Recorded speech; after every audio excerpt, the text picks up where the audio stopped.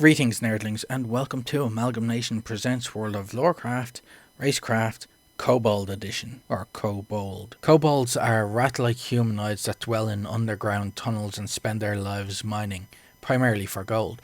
They are cowardly, cringing folk who live in fear of larger races and rarely venture outside their tunnels.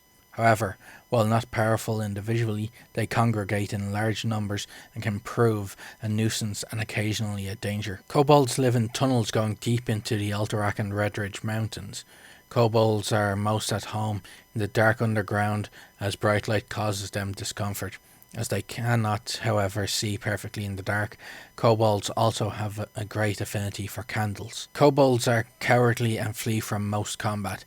Nonetheless, they are tenacious and fierce when cornered, so when their lairs or candles are threatened, they attack with abandon. Unfortunately for them, they are not particularly intelligent and their tactics leave much to be desired. Though they are naturally stealthy, they use this ability for escape more than ambush, and they usually try to overwhelm opponents with large numbers rather than defeat them using strategic cunning. Further, kobolds are sometimes so cowardly that they refuse to help their friends when they fall under attack nearby. These craven creatures will simply go about their business, sweating in fear all the while, and hope that the troublesome adventurers will leave them alone. Kobolds trade the gold and other minerals they unearth to goblins and other patrons for all the goods they need to survive. Occasionally they purchase protection as well. They will take over abandoned mines and scavenge equipment whenever they can do so safely. The grimy vermin-like kobolds dwell deep within the crags and rocky caves of the Redridge Mountains. These slovenly creatures are best known for their penchant for digging and their underground excavations. Most recently, the kobolds have found themselves falling prey to the merciless Riverpaw pack of gnolls. These cunning gnolls have proven themselves to be merciless taskmasters, forcing the kobolds into an existence of never-ending drudgery. Since their enslavement, the historically meek kobolds have grown bitter and aggressive toward any creature that meddles with their ceaseless labour. Kobold appearance. Kobolds stand between 3 and 4 feet in height and weigh between 70 to 100 pounds. The wiry creatures bear as much of a resemblance to a rat as it does to a humanoid and move with a rapid, hunched gait. Its nervousness is evident in its large rodent-like eyes. This small rat-like humanoid has a long snout, white hair pokes from beneath a ragged cap on which perches a dribbling white candle.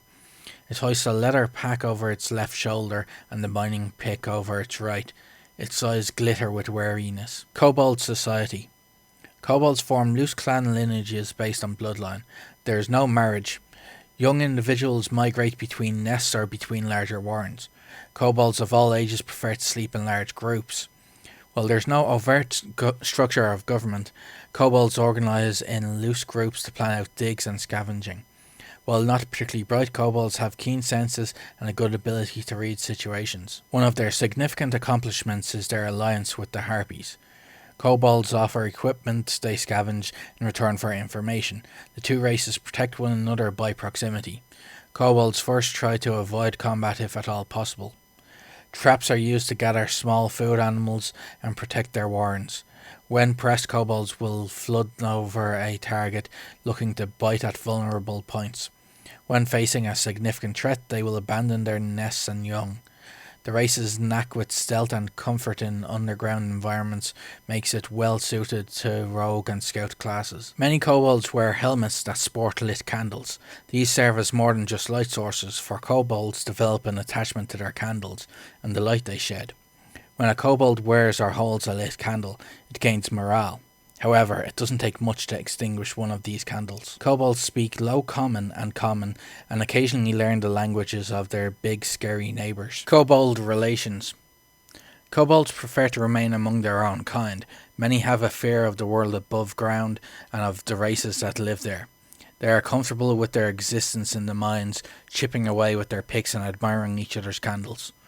Kobolds must deal with a frightening number of enemies, being generally weak, and gifted kobold fighters who are able to protect their people rise quickly to the fore. These leaders are usually rogues, warriors or healers. Rare are the exceptional kobolds that leave their tunnels behind, striking out on a life of adventure. Most of these have a wanderlust they cannot otherwise sate. Others feel the pull of riches more keenly than their brethren and realise that adventure may be the best way to get what they need. Friendly kobolds are possibly raised by night elves or some other race, though rooted by fear, heroic kobolds emerge from time to time. Kobold magic. Kobolds employ simple earth magic, including ice shields and firebolts, though most of their numbers are warriors who are skilled with their mining picks.